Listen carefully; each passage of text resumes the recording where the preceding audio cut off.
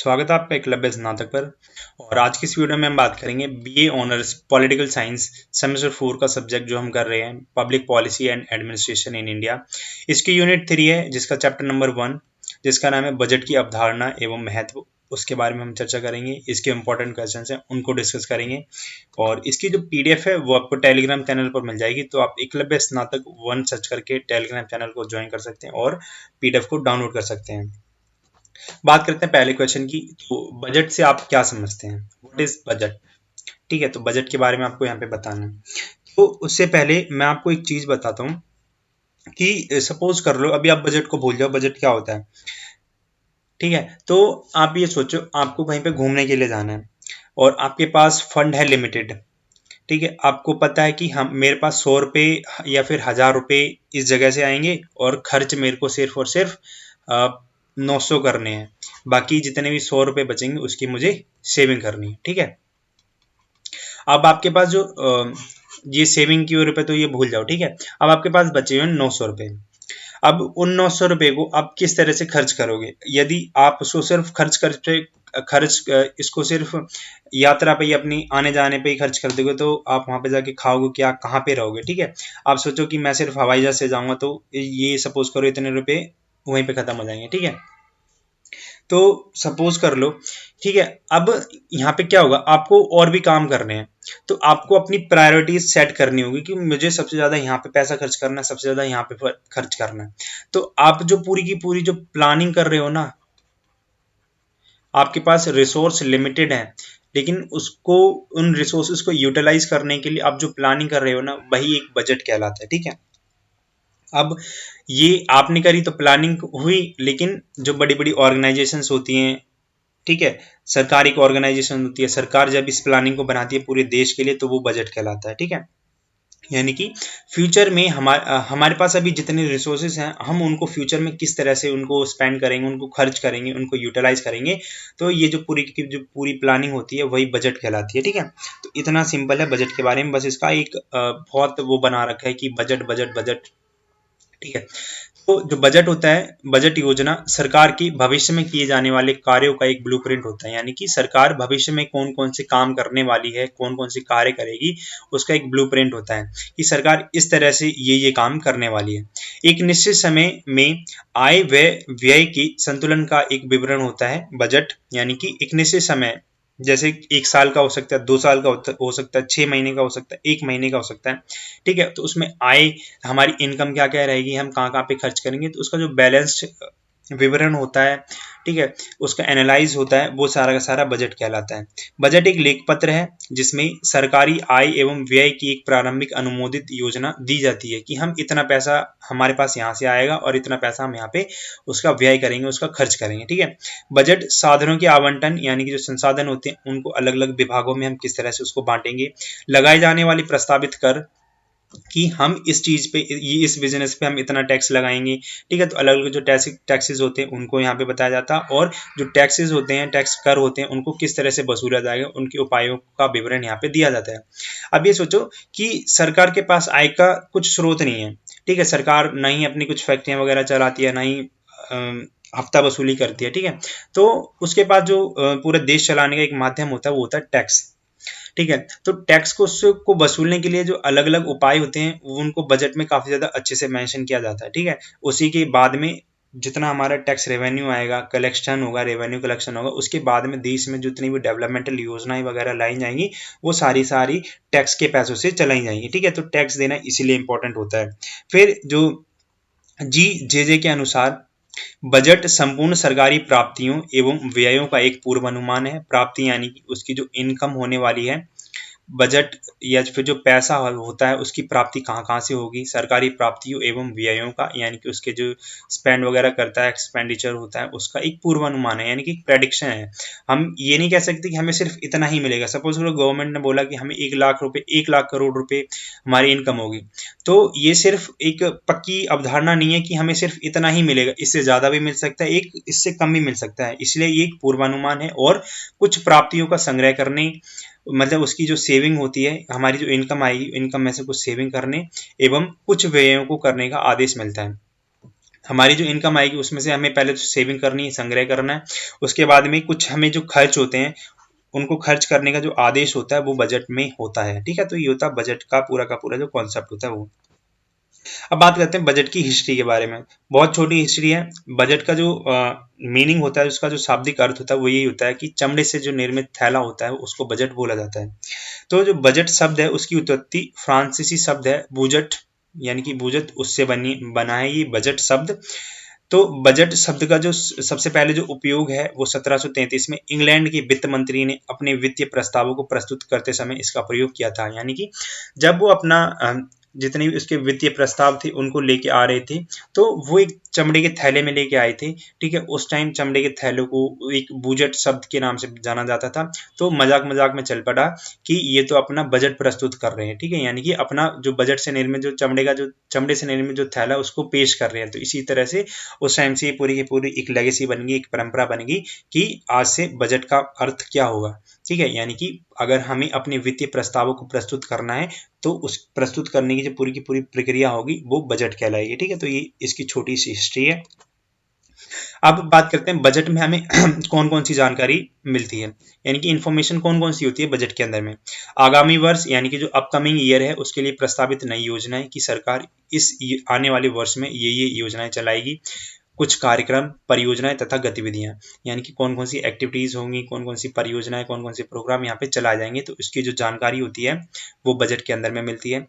देश में संसाधन की स्थिति कैसी है, देश में भी रिसोर्सेज कितने हैं, क्या हमारे पास सरप्लस रिसोर्सेज हैं, क्या हमारे पास हमारी जरूरतों से कम रिसोर्सेज हैं। ठीक है, तो इनकी जो स्थिति होती है वो हमें बजट से प्राप्त चलती है। आय की प्राप्ति के बारे में हमें पता चलता है कि हमारी आय की प्राप्ति के स्रोत इतने हैं और एक अनुमानित आय यहाँ पे बताई जाती है कि हम इतना कमा पाएंगे। ठीक है, गत वर्ष की प्राप्ति यानी कि पिछले साल में क्या क्या उसको कितना रिवेन्यू कलेक्शन आया था और कहाँ कहाँ पे उसने कितना खर्च किया था। ठीक है, यानी कि एक रिपोर्ट कार्ड होता है जिसमें पिछले साल के जितने भी उसके लेखा जोखा होता है वो सारा का सारा बजट में बताया जाता है। आर्थिक सांख्यिकी और लेखा संबंधित जो आंकड़े होते हैं वो यहाँ पे मेंशन किए जाते हैं। सांख्यिकी यानी कि स्टैटिक्स के बारे में जितनी भी इकोनॉमिक्स से रिलेटेड स्टैटिक्स होती हैं उनसे संबंधित जो भी आंकड़े होते हैं वो बजट में शामिल होते हैं।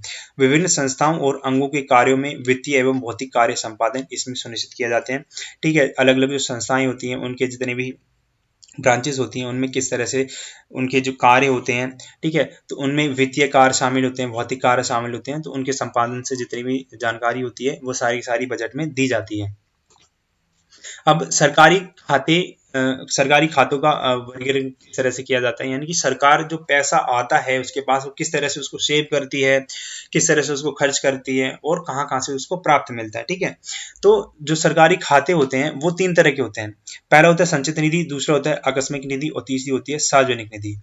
संचित निधि यानी कि कंसोलिडेटेड फंड होता है जो कि सरकार को मिलने वाले सभी प्रकारों जो सभी कर होते हैं, यानी कि जो टैक्स से मिलने वाली जो धन राशि होती है उसको संचित राशि यानी कि कंसोलिडेटेड फंड कहा जाता है। आकस्मिक निधि जो आर्टिकल 276 है संविधान का उसके अनुसार जो सरकार होती है एक निधि यानी कि एक फंड को स्थापित कर सकती है जो आकस्मिक जरूरतों को पूरा करने में सहायक हो।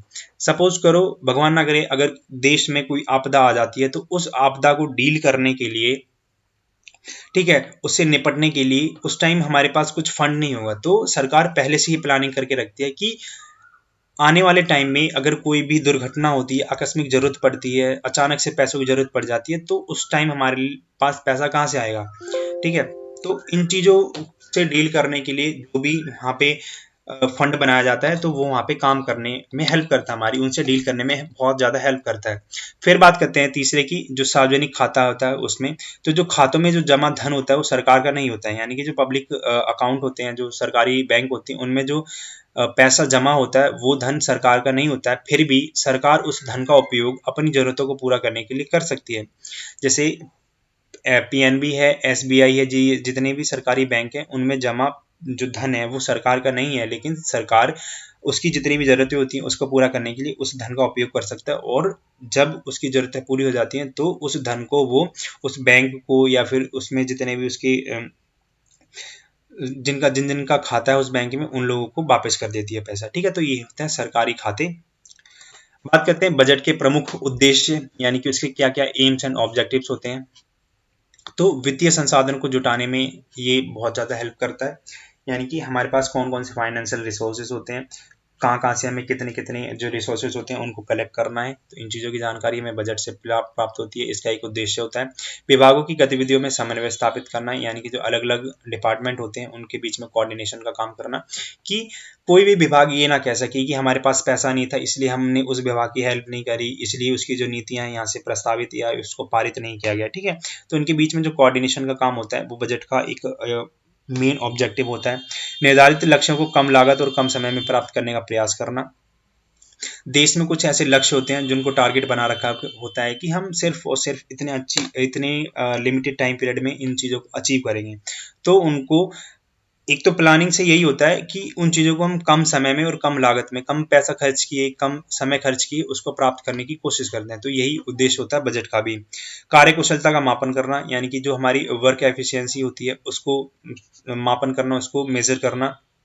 उसके बाद जो नियंत्रण प्रणाली होती है, प्रक्रिया होती है, उसको सुदृढ़, उसको मजबूत बनाना, कि हम किसी चीज़ पे कितना कंट्रोल कर सकते हैं। ठीक है, सरकार जो है अलग अलग उसके जो डिपार्टमेंट होते हैं वो उन चीज़ों को किस किस तरह से कंट्रोल कर सकती है, उसकी जो पूरा का पूरा जो सिस्टम होता है उसको मजबूत करने का काम बजट के अंदर किया जाता है। अब बात करते हैं बजट की विशेषताओं की, क्या क्या इसके फीचर्स होते हैं, और फिर बात करेंगे हम इसके कौन कौन से मेन जो प्रिंसिपल्स होते हैं इसके निर्माण में लाए जाते हैं। तो फीचर्स में अगर हम बात करते हैं तो ये निश्चित समय अवधि के लिए होता है, यानी कि जो हमारा बजट होता है वो 1 वर्ष का होता है, जो कि 1 अप्रैल से 31 मार्च तक चलता है। ठीक है, तो ये पूरा का पूरा इसका टाइम पीरियड होता है, निश्चित समय अवधि के लिए होता है। नियोजन एवं नियंत्रण को प्रभावी बनाने का काम इसमें किया जाता है। ठीक है, जो भी हम प्लानिंग करते हैं, जो भी कंट्रोल करने का काम होता है, तो उससे ये काफ़ी ज़्यादा इफेक्टिव बन जाता है बजट की हेल्प से। उद्देश्यों एवं लक्ष्यों को प्राप्त करने वाला ये होता है कि हमारे जो उद्देश्य होते हैं, हमारे जो लक्ष्य होते हैं उनको प्राप्त करने की इसमें कोशिश की जाती है। भावी कार्य योजना बनाए जाते हैं, यानी कि भविष्य में हम कौन कौन से कार्य करने वाले होते हैं उसकी पूरी प्लानिंग बजट में होती है। प्रशासन के समस्त विभागों की गतिविधियों में समन्वय स्थापित करता है। जैसे मैंने आपको बताया था, कोई भी विभाग ये ना कह सके कि हमने सिर्फ पैसों की कमी की वजह से ये नहीं किया, हमारे पास पैसा नहीं था तो इसलिए हमने ये काम नहीं किया, इस वजह से हम इस विभाग की जो भी गतिविधियां थी, उसके जितने भी कानून वगैरह थे, नीति थी, हम उसको पारित नहीं कर पाए। ठीक है, तो इस तरह से इसकी जो उनके बीच में जो कोऑर्डिनेशन का काम होता है वो बजट का एक महत्वपूर्ण पहलू होता है, दोनों के बीच में कोऑर्डिनेशन का काम ही करता है। बजट में हमेशा सकारात्मक पहलुओं को स्वीकार किया जाता है। ठीक है, कभी भी ये सोचा नहीं जाता है कि हम यहाँ पे फेल हो जाएंगे, हमेशा एक पॉजिटिव अप्रोच लेके काम किया जाता है। पूरी प्लानिंग जो होती है वो पूरी एक पॉजिटिव अप्रोच से बनाई जाती है कि हम इस चीज़ को करेंगे ही करेंगे। ठीक है, हम उस चीज़ से पीछे बिल्कुल नहीं हटेंगे। लेकिन उस चीज़ में अगर कोई भी गलत काम हो जाता है, कोई भी देश में आपदा आ जाती है, तो उस चीज़ से निपटने के लिए जो आकस्मिक निधि होती है वो वहाँ पे काम करती है। ठीक है, तो ये उसकी कुछ विशेषताएं होती हैं। अब बात करते हैं बजट के कौन कौन से महत्वपूर्ण सिद्धांत होते हैं, इसके मेन प्रिंसिपल्स होते हैं जो कि बजट को बनाए जाने में उसको ध्यान रखा जाना चाहिए। सबसे पहले तो प्रचार, यानी कि पब्लिसिटी होनी चाहिए। पब्लिसिटी इन द सेंस कि जितने भी मीडिया के जितने भी मीडियम होते हैं, जैसे कि टीवी, मोबाइल फ़ोन, न्यूज़पेपर वगैरह, वेबसाइट वगैरह, जो सोशल मीडिया प्लेटफॉर्म्स होते हैं, वहाँ पे बजट को सबसे पहले पब्लिसाइज करना चाहिए, उसका प्रचार प्रसार करना चाहिए, जिससे कि जो जनता है वो उस चीज़ को काफ़ी ज़्यादा अच्छे से समझ सके। अच्छा बजट वही होता है जो कि जनता उसको समझ सके कि इसमें हमारे लिए क्या फ़ायदा, हमारे लिए क्या नुकसान है, हमारे समाज को इससे क्या फ़ायदा होगा, हमारे देश को इससे क्या फ़ायदा होगा। ठीक है, यानी कि जितना ज़्यादा उसका प्रचार होगा बजट उतना ही अच्छा होगा। फिर उसमें क्लियरिटी होनी चाहिए, यानी कि उसमें अस्पष्टता नहीं होनी चाहिए। बेसिकली कहने की बात ये होती है कि उसमें ये डिफाइन होना चाहिए कि हम इस पॉलिसी को लेके आएंगे, इस पॉलिसी के ये लक्ष्य होते हैं। ठीक है, या फिर जो बातें होती हैं उनको घुमा फिरा के नहीं बोला होना चाहिए। फिर उसके बाद परिशुद्धता, यानी कि एक्यूरेसी होनी चाहिए। जो मतलब इसके लिए एक वाक्य होता है कि जो फिलोसफिकल बातें होती हैं उनको ज़्यादा हमें तवज्जो नहीं देना चाहिए, जो वास्तविक चीज़ें होती हैं, वास्तविक जो तथ्य होते हैं उनको ध्यान में रखा जाना चाहिए। इसमें जैसे कि हम बातें तो बहुत ऊंची ऊंची करते हैं, हमने ये कह दिया कि हम देश में से गरीबी हटा देंगे, कोई भी भूखा नहीं सोएगा, तो इस तरह की, लेकिन क्या हकीकत में ये पॉसिबल है? क्या ये एक प्रैक्टिकल रूप में या फिर एक व्यवहारिक रूप में ये पॉसिबल है कि देश से गरीबी हट जाएगी, कोई भी भूखा नहीं सोएगा, नहीं है। ठीक है, तो इसलिए हमें बजट में ऐसी ऐसी योजनाओं को लेके आना चाहिए जो कि बिल्कुल एक्यूरेट हो, जिनको हम अचीव कर सकें। उसके बाद यहाँ पे व्यापकता होनी चाहिए, कॉम्प्रिहेंसिवनेस होनी चाहिए कि जितने भी हमें यहाँ पे लक्ष्य लेके आते हैं, जितने भी समाज के वर्गों के लिए हम काम करते हैं, तो वो पूरी व्यापकता को उसमें कवर करना चाहिए। ठीक है, कॉम्प्रिहेंसिव होना चाहिए बजट, जिससे कि अलग अलग जो सेक्टर होते हैं, अलग अलग जो समाज के वर्ग होते हैं, अलग अलग जो क्लासेस होती हैं, वो उसके अंदर इन्वॉल्व हो सकें। बजट में सिर्फ हमें किसी एक विशेष वर्ग का ध्यान नहीं रखना है, चाहे वो अल्पसंख्यक हो, चाहे वो बहुसंख्यक हो। बजट में हमें अल्पसंख्यक, बहुसंख्यक, जितने भी समुदाय होते हैं, उन सभी को, सभी धर्मों के, सभी जातियों के लोगों का ध्यान रखना है। ठीक है, तो इस तरह से कॉम्प्रिहेंसिव होना चाहिए। इसमें इंटेग्रिटी होनी चाहिए, यानी कि सरकार पर लोगों का भरोसा होना चाहिए कि जो सरकार है वो पैसों का दुरुपयोग नहीं करेगी, गलत जगह पे पैसों को नहीं जाने देगी। एक पीरियोडिसिटी होनी चाहिए, यानी कि एक निश्चित समयबद्धता होनी चाहिए इसके अंदर में, कि इस समय तक ही हम इस बजट का, ये जो पूरा का पूरा जो बजट होता है उसको, इसके अंदर जितने भी हम रिसोर्सेज लेके आएंगे वो उस समय के अंदर अंदर में हम उसको खर्च करेंगे। जितने भी हमने लक्ष्य निर्धारित करे हैं उनको उस समय पीरियड में, उस टाइम पीरियड में हम उसको अचीव करने की कोशिश करेंगे। ठीक है, तो यहाँ पे समयबद्धता होनी चाहिए, इंटेग्रिटी होनी चाहिए, कॉम्प्रिहेंसिवनेस होनी चाहिए, एक्यूरेसी होनी चाहिए, क्लैरिटी होनी चाहिए और पब्लिसिटी होनी चाहिए। ठीक है, तो ये बेसिकली कुछ 6-7 इसके मेन प्रिंसिपल्स होते हैं जिनको बजट बनाने के टाइम पे ध्यान रखा जाना चाहिए। अब बात करते हैं लास्ट टॉपिक की, बजट के सामाजिक आर्थिक निहितार्थ क्या है, यानी कि what is the social economical implications of the budget, कि बजट जो है हमारा सोशल और इकोनॉमिकल जो स्टेटस होता है उसको किस तरह से चेंज करता है, उसके क्या क्या इम्प्लीकेशन होते हैं। इम्प्लीकेशन का बेसिकली कहने का मतलब होता है कि हमने बजट को अप्लाई करके किस तरह से ये चेंज लेके आया है। ठीक है, तो जो बजट होता है वो किसी भी राष्ट्र के सामाजिक आर्थिक जीवन में महत्वपूर्ण भूमिका अदा करता है। यानी कि कोई भी देश होता है, वहाँ का जो बजट होता है वो ये निर्धारित करता है कि उस देश का सामाजिक और आर्थिक जीवन किस तरह से रहेगा। जो सरकारी बजट होता है वो एक ऐसा उपकरण होता है जिसके माध्यम से सार्वजनिक संसाधनों का नियोजन एवं नियंत्रण होता है। देश में मौजूद जितने भी संसाधन होते हैं उनका नियोजन, उसकी प्लानिंग किस तरह से होगी, उनका कंट्रोल उन चीज़ों पर किस तरह से होगा, ये सारा का सारा किससे सुनिश्चित किया जाता है, सरकारी बजट के द्वारा। बजट द्वारा नागरिकों को बोध होता है कि उन्हें इस बजट से क्या लाभ मिलेगा, उसको क्या क्या नुकसान होगा। ठीक है, तो इन चीज़ों को इसमें देखा जाता है। फिर बजट के माध्यम से जनता की जो मांगे होती हैं, उनकी ज़रूरतें होती हैं, उनको पूरा किया जाता है यहाँ इसके अंदर में। फिर जो सरकार की जो नीतियाँ होती हैं वो बजट में शामिल होकर सामाजिक विषमता, उसके भेदभाव को कम करना चाहती हैं। ठीक है, यानी कि ये हो गया कम कम करना चाहती हैं। समाज में जो भी अन्याय होता है, भेदभाव होते हैं, उन चीज़ों को कम करने का जो काम होता है वो बजट के अंदर में जो भी नीतियां लेके आई जाती हैं उनके अंदर में किया जाता है। तो बजट नीति होती है वो गरीबी उन्मूलन, बेरोजगारी उन्मूलन और धन के असमान वितरण को कम करने के उद्देश्य से बनाई जाती है। बजट का बेसिकली काम यही होता है कि हमारे समाज का लाभ करना, चाहे वो सामाजिक रूप से हो, चाहे आर्थिक रूप से हो, किसी भी रूप से, राजनीतिक रूप से हो। तो वहाँ पे गरीबी को खत्म करने को के लिए बजट को बनाया जाता है, बेरोजगारी को खत्म करने के लिए, और जो धन होता है यानी कि जो पैसे होते हैं समाज में असमान रूप से वितरित होते हैं। ठीक है, तो उसमें जो असमानता होती है उसको कम करने के उद्देश्य से बजट का निर्माण किया जाता है। ठीक है, ये थी हमारी आज की इस वीडियो, और ये इस यूनिट की पहली वीडियो थी, चैप्टर नंबर 1, और अभी इसके 2 चैप्टर बच रहे हैं तो उसको भी हम जल्दी कवर करेंगे। और इसकी आज की इस वीडियो में बस इतना ही है, और अगर आपको बजट से रिलेटेड कोई भी डाउट हो तो आप कमेंट करके पूछ सकते हैं। यूनिट 2 में हम बजट की जो पूरा प्रोसेस होता है इंडिया में उसके बारे में पढ़ेंगे, और यूनिट 3 में बजट के जितने भी टाइप्स होते हैं उसके लिए जितनी भी अप्रोचेस होती हैं उनको डिस्कस करेंगे। ठीक है, थैंक यू।